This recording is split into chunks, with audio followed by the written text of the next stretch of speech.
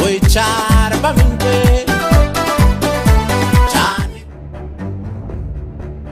በድምጻዊ አስጌና በኢትዮጵያ የሕግ ባለሙያ ሴቶች ማህበር መሃል የተነሳውን ሰሞንኛ ጭቅጭቅ እንዴት አያችሁት? የሀገር ካስማ ሴት ነኝ እኔ ለሚል ሙዚቃ አጃቢ ሆነ እንዴት ሴቶችን ትተቻለህ ለሚል ወቀሳ ድምጻዊው ነፃ ሐሳብ የመስጠት መብቴን ለማሸማቀቅ አትሞክሩ የሚል አንድምታ ያለው መልስ ሰጥቷል። አይንባ ጦቁጋ ካወቴ ምነቃ ፓጨናን ኩመቴ ይሻላዳ ሴት ልጅ አፍቅራ አታብድም እና እንዴት ሴት አታፈቅርም ትላለህ የሚል ክርክር ምን ያህል ለህይወታችን ጠቃሚ እንደሆነ ባይገባንም እኛ ግን ስለ ጾታ ፍቅር በዚህ ሳምንት ከማህበራዊ ሚዲያ ላይ ያገኘነው ፎቶና ጽሑፍ ልባችሁን ካሞቀው እነሆ ግብዣችን። እሷም ዶክተሩን አትጥራ፣ እጅህን በእጄ ይዤ በሰላም መተኛ ትፈልጋለሁ አለችው። እሱም ስላለፈው ነገር እንዴት እንደተገናኙ የመጀመሪያ መሳሳማቸውን ነገራት። አላለቀሱም፣ ፈገግ አሉ። ምንም አልተጸጸቱም። ስለነበራቸው መልካምና መልካም ላልነበሩ ጊዜዎች አመስጋኞች ነበሩ። ከዚያም በእርጋታ ደጋግማ ለዘላለም እወድሃለሁ ስትለው የእሷን ቃል ደግሞ መለሰላት። ግንባሯ ላይ ለስለስ ባለ ስሜት ሳማት። አይኖቿን ጨፈነች። እጇን ይዞ በሰላም ተኛች። ሁሉም ሰው ከፍቅር ውጭ ምንም ሳይኖረው ወደዚህ ዓለም ስለሚመጣና ከፍቅር ሌላ ምንም ስለሌለው ፍቅር ዋናው ነገር ነው። እስቲ አስቡት፣ ሙያ፣ ስራ፣ የባንክ ሂሳብ፣ ዕቃዎቻችን መገልገያ ብቻ ናቸው። ምንም ተጨማሪ አይደሉም። ሁሉንም ነገር እዚህ ትተን እስከ ወዲያኛው እናሸልባለን። ስለዚህ በእውነት የሚወዱንን እንውደድ። ይህ ከማህበራዊ ሚዲያ ላይ የተገኘ ፎቶና መልእክት ነው።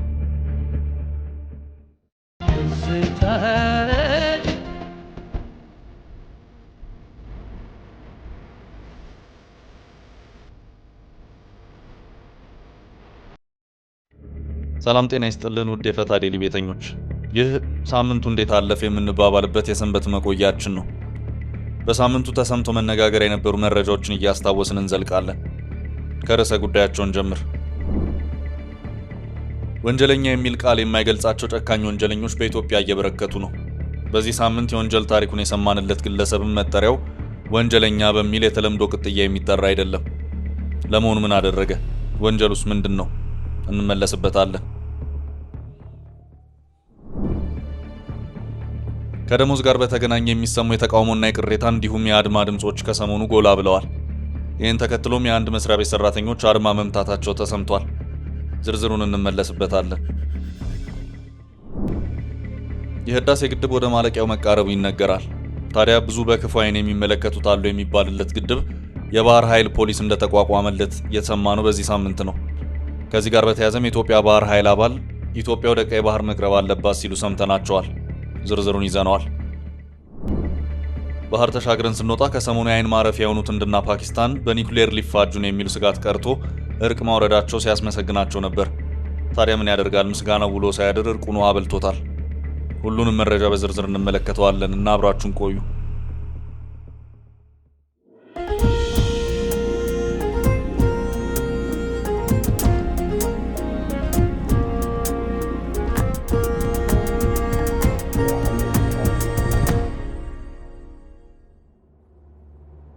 ወንጀለኞቹ በኢትዮጵያ በሴቶችና ህጻናት ላይ የሚፈጸሙ ወንጀሎች ከአስጌና የኢትዮጵያ ሕግ ባለሙያ ሴቶች ማህበር መጨቃጨቅ ፍጹም የራቀ ነው። ማፍቀርና ማበድ፣ መጥላትና መክዳት፣ እነዚህ የሰው ልጅ ስሜት ተኮር ባህሪያት በየጥሻው ለሚደፈሩና ለሚገደሉ አቅመ አልባ ህጻናትና ሴቶች ሩቅ ናቸው። ሴት ልጅ አፍቅራ አታብድም ታብዳለች የሚል ክርክር የሆኑ መንደርተኞች የሰፈር ውስጥ ጨዋታ ከመሆን አልፎ ብሔራዊ ትኩረት መሳቡ የስንፈታችን አንዱ ምልክት ነው እንጂ ትኩረት መሳብም ማከራከርም የነበረበት ይሄ ቀጥሎ የምትሰሙት አሳዛኝ መረጃ ነው። የአይንሸት ገብረዋህድ አማሃ የተባለው ግለሰብ ነዋሪነቱ በጽምብላ ወረዳ ሲሆን መስከረም 25 ቀን 2016 ዓ.ም ከሌሊቱ 5 ሰዓት ላይ እንዳባጉና ከተማ ላይ ግሮሰሪ ከፍታ ራሷን የምታስተዳድርና የልጁ እናት የሆነችውን ንግስቲ ገብረ ዮሐንስ የተባለች ሴት አብረን እንደር ብዬሽ እምቢ አልሽኝ በሚል ቂም በመያዝና በቅናት በመነሳሳት ወደ መኖሪያ ቤቷ በመግባት አልጋ ስር ተደብቆ በመቆየት የግል ተበዳይዋ በምትተኛበት ሰዓት ጭንቅላቷ ላይ ሁለቴ በመምታት የግድያ ሙከራ መፈጸሙ የሰሜን ምዕራብ ትግራይ ዞን አቃቤ ሕግ አስታውቋል። በዚህ ሳቢያም ግለሰቡ በግድያ ወንጀል ሙከራ ተከሶ ጉዳዩ በፍርድ ሂደት ላይ ሳለ በዋስ እንዲወጣ ይፈቀድለታል። ይህኔ ታዲያ የግል ተበዳይ ልጅ የሆነችን የ14 ዓመት ታዳጊ ሄዋን ጎይቶምን በቀረበበት ክስ ላይ ምስክር ሆና መገለጿን በመገንዘብ እንዳትመሰክርብኝ በማለት በአሰቃቂ ሁኔታ ለመግደል አቅዶ ይንቀሳቀሳል። በዚህም ታዳጊዋ አያቷ ጋር እንዳለች በማረጋገጥ ፈልጌሽ ነው ነይ በማለት ከአያቷ ቤት ይዟት በመውጣት አዲስ አዱ እየተባለ ወደሚታወቅ ገደላማ ስፍራ ይዟት ይሄዳል። በመቀጠልም አንገቷን በማነቅ መሬት ላይ ጣላት ሲሆን በሰዓቱ አብሮት ከነበረው ተባባሪ ማሾ ሰለሞን ደስታ የተባለ ግለሰብ ጋር በመሆን በታዳጊዋ ላይ አስገድዶ መድፈር ወንጀል የፈጸመ ሲሆን የወንጀል ድርጊቱ ግን በዚያ ያበቃ አልነበረም። የፈጸሙት ወንጀል እንዳይጋለጥ በሚል መረጃ ለማጥፋት በተደረገ ጥረት የታዳጊዋን ሁለት አይኖች በቢላ በማውጣት ተሸክመው ወደ ገደል በመወርወር ሕይወቷ እንዲያልፍ አድርገዋል። በዚህም መሰረት የዞኑ አቃቤ ሕግ የፌዴሪ ወንጀል ሕግ አንቀጽ 539 ንዑስ አንቀጽ 1 ሐምሮዋን በመጥቀስ በሁለቱም ግለሰቦች ላይ ግፍ የተሞላበት ወንጀል በመፈጸም ክስ የመሰረተ ሲሆን በዚህም መሰረት የቀረበለትን የክስ መዝገብ ሲመለከት የቆየው የዞኑ ፍርድ ቤት ሁለቱም ግለሰቦች በዕድሜ ልክ ጽኑ እስራት እንዲቀጡ ብይን መስጠቱን ብስራት ሬዲዮ ከትግራይ ክልል ሰሜን ምዕራብ ዞን አቃቤ ሕግ ጽሕፈት ቤት ያገኘው መረጃ ያሳያል። ታዲያ ይህን ስትሰሙ ምን ትሉ ይሆን? የዕድሜ ልክ ቅጣት ማንን ያስተምራል? በዕድሜ መቀጣት ያለ ዕድሜ ለተቀጠፈ ገላ ካሳ ይሆናል? ይህን እየተጠያየቅን ወደ ቀጣይ መረጃችን እንሻገር። የሰራተኞች አድማ። የዲኤችኤል ኤክስፕረስ ኢትዮጵያ ሰራተኞች ከደሞዝ ጭማሪ ጋር በተያያዘ የሥራ ማቆም አድማ አድርገዋል። በዲኤችኤል ኤክስፕረስ ኢትዮጵያ የሰራተኞች ማህበር ሊቀመንበር የሆኑት አቶ ጥላሁን ታደሰ ለሪፖርተር ጋዜጣ እንዳሉት ድርጅቱ ዓመታዊ ደሞዝ ጭማሪ እንዲያደርግ ቢጠየቅም ምላሽ ለመስጠት ፈቃደኛ አልሆነም። ሊቀመንበሩ እንዳሉት ድርጅቱ በየዓመቱ ሚያዝያ ላይ ጭማሪ ያደርግ ነበር። ዘንድሮም ይህን እንዲያደርግ ስንጠይቅ የሰራተኛውን ጥያቄ በማለፍ ለማኔጅመንት አባላት ብቻ ጭማሪ አድርጓል። ድርጅቱ በግልጽ የዘንድሮን የደሞዝ ጭማሪ ባለማድረጉ የሰራተኞች ማህበር በ10 ቀናት ውስጥ የ120 በመቶ የደሞዝ ማስተካከያ እንዲያደርግ ጠይቀን ነበር። ድርጅቱ መጨረሻ ላይ ከ20 እስከ 24 በመቶ ብቻ እንደሚጨምር ሲገልጽ እኛ ደግሞ 50 በመቶ ይጨምርልን ብለን ነበር። ነገር ግን ይህን ባለማድረጉ የሥራ ማቆም አድማ ለማድረግ ተገደናል ብለዋል።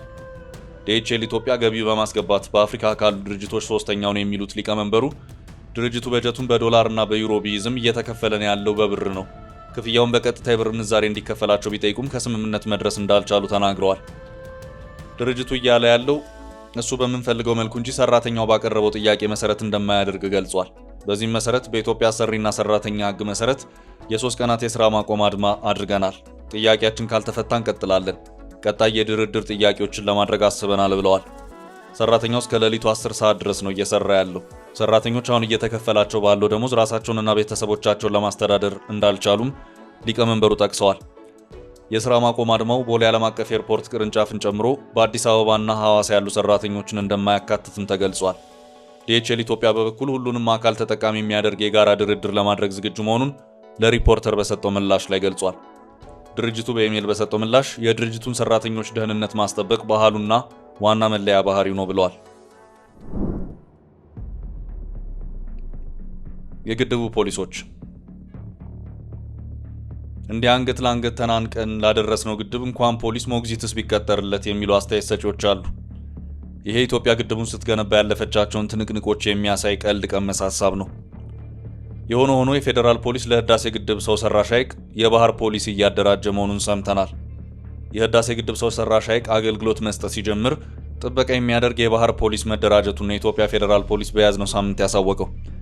የህዳሴ ግድብ የሚይዘው የውሃ መጠን 74 ቢሊዮን ኪዩቢክ ሜትር ሲሆን የሚሸፍነው የቦታ ስፋት ደግሞ 1680 ስኩዌር ኪሎ ሜትር መሆኑ ይታወቃል። ይህንን ረጅምና ስፋት ያለውን ሰው ሰራሽ ሐይቅ ለመጠበቅና በአካባቢ ሊፈጸሙ የሚችሉ ወንጀሎችን አስቀድሞ ለመከላከል የሚያስችል የፖሊስ ኃይል ማደራጀት አስፈላጊ ሆኖ ተገኝቷል ሲሉ በፌዴራል ፖሊስ የኢንስፔክሽንና ስታንዳርድ መምሪያ ኃላፊ ኮማንደር እስከዳር ብርሃን መግለጻቸውን የኢትዮጵያ ፕሬስ ድርጅት ዘግቧል። ከዚህ መነሻነትም የባህር ፖሊስ ወይም ኮስታል ፖሊስ ጋርድ መቋቋሙን ገልጸዋል ያለው ዘገባው የባህር ላይ ውንብድና መከላከል የሚችል ኃይል ከትጥቅ ጋር የማደራጀት ስራ እየተሰራ መሆኑን ተናግረዋል። ይህ ኮስታል ፖሊስ ጋርድ ወይም የባህር ፖሊስ ለመጀመሪያ ጊዜ በሀገራችን የተደራጀ መሆኑን ገልጸው በቀጣይ ከመንግስት በሚሰጠው ተልዕኮ መሰረት ስራውን በብቃት እንደሚወጣ ተናግረዋል። በተያያዘ መረጃ የቀድሞ የኢትዮጵያ ባህር ኃይል አባል ፔቲ ኦፊሰር ወንዶሰን አሰፋ ከፋና ሚዲያ ኮርፖሬሽን አንድ ዕድል ፕሮግራም ጋር ባደረጉ ቆይታ የኢትዮጵያ በቀይ ባህር ቀጠና መገኘት ለአካባቢው ሰላም ከፍተኛ ጠቀሜታ እንደሚኖረው ሲገልጹ የሰማነው በዚሁ ሳምንት ነው። የቀድሞ ባህር ኃይል በነበረው የ35 ዓመታት ቆይታ በቀይ ባህር በኩል በኢትዮጵያ ላይ አንድም የውጭ ወራሪ ጥቃት እንዳልቃጣ ያስታወሱት ፔቲ ኦፊሰር ወንዶሰን የኢትዮጵያ የባህር የማግኘት ጉዳይ ለጸጥታና ደህንነት ወሳኝ መሆኑን በአጽንኦት ተናግረዋል። ኢትዮጵያ ለበርካታ ዓመታት በቀይ ባህር ቀጠና በመንቀሳቀስ ሰላም ስታስከብር መቆየቷን በማውሳትም የኢትዮጵያ በባህር ክልሉ መገኘት ከራሷም አልፎ ለአካባቢው ሰላምና ደህንነት የሚኖረው ጥቅም የሚያጠያይቅ አለመሆኑን አስረድተዋል። ኢትዮጵያ የባህር በር በማጣቷ የኑሮ ውድነትን ለማቋቋም እንዲሁም ለሌሎች ኢኮኖሚያዊና ማህበራዊ ጉዳዮች መዋል የሚችለውን ከፍተኛ ሀብት ለወደብ ክፍያ እያዋለች መሆኗን አንስተዋል። ይህን ከፍተኛ ወጪ ለማስቀረት ብሎም የቀጠናውን ደህንነት ጭምር ለመጠበቅ የባህር በር የማግኘት ጉዳይ ወሳኝ መሆኑን ገልጸው በዲፕሎማሲና በሰጥቶ መቀበል መርህ መንቀሳቀስ እንደሚገባ መክረዋል። ውሃ የበላ ወርቅ that a ceasefire between two nuclear-armed neighbors is unraveling just hours after coming into effect. ህንድና ፓኪስታን በአሜሪካ አሸማጋይነት አስቸኳይ የተኩስ አቁም ለማድረግ መስማማታቸውን ፕሬዝዳንት ዶናልድ ትራምፕ ወቁልኝ ብለው ነበር። ከቀናት በፊት ፕሬዝዳንት ትራምፕ በማህበራዊ ትስስር ገጻቸው ባጋሩት መረጃ ረዘም ያለ ሰዓት ፈጅተን ሁለቱ ሀገራት አስቸኳይ ተኩስ አቁም ስምምነት ላይ ለመድረስ ችለናል ብለው ነበር። ሁለቱ ወገኖች ጥበብ የተሞላበት ስምምነት ላይ በመድረሳቸውም ትራምፕ አመሰግናለሁ ሲሉ ሰምተናቸው ነበር። የአሜሪካ የውጭ ጉዳይ ሚኒስትር ማርኮ ሩቢዮ በኤክስ ገጻቸው ባሰፈሩ መልእክትም ህንድና ፓኪስታን ከ48 ሰዓታት ንግግር በኋላ የተኩስ አቁም ስምምነት ለማድረግ በመስማማት የሰላም መንገድን መርጠዋል ሲሉ አሸማጋይነታቸውን አጉልተው እርቁን አወድሰው ነበር። በእርግጥም የተኩስ አቁም ስምምነቱ በሁለቱ ሀገራት በደርዘን የሚቆጠሩ ሰላማዊ ሰዎች የሞቱበትን ከባድ ግጭት እንደሚያስቀር የታመነ ነበር። ስምምነቱን ተከትሎም ፓኪስታን በግጭቱ ሳቢያ ተዘግቶ የቆየውንና የኢትዮጵያ አየር መንገድ አከራካሪ ጀብድ የሰራበትን የአየር ክልሏን እንደገና ከፍተዋለች። ታዲያ ከዚህ ሁሉ በኋላ ነው የተኩስ አቁሙ ከተፈረመ ከሰዓታት በኋላ በህንድ ቁጥጥር ስር በሚገኙት የካሽሚር ግዛት ሁለት ትላልቅ ከተሞች በርካታ ፍንዳታዎች መሰማታቸው የተዘገቡ። የህንድ የውጭ ጉዳይ ሚኒስትር ቪክራም ሚስሪ በሁለቱ ሀገሮች መካከል የተደረገው የተኩስ አቁም ስምምነት በሰዓታት ውስጥ በፓኪስታን ተጥሷል ሲሉ ከሰዋል። የስምምነቱን ጥሰት የድንበር ወረራ ያሉት የውጭ ጉዳይ ሚኒስትሩ የህንድ ጦር አጸፋውን እየመለሰ መሆኑን አስታውቀዋል። ውድ የፈታ ዴሊ ቤተኞች ሰንበትን ብለን በሳምንቱ ከተሰሙ መረጃዎች መሃል ጎላ ያሉትን ይዘን እንዲያቆየናችሁ ሰላምና ፍቅር እየተመኘን እኛ በዚያ በቃን። ቸር ጊዜ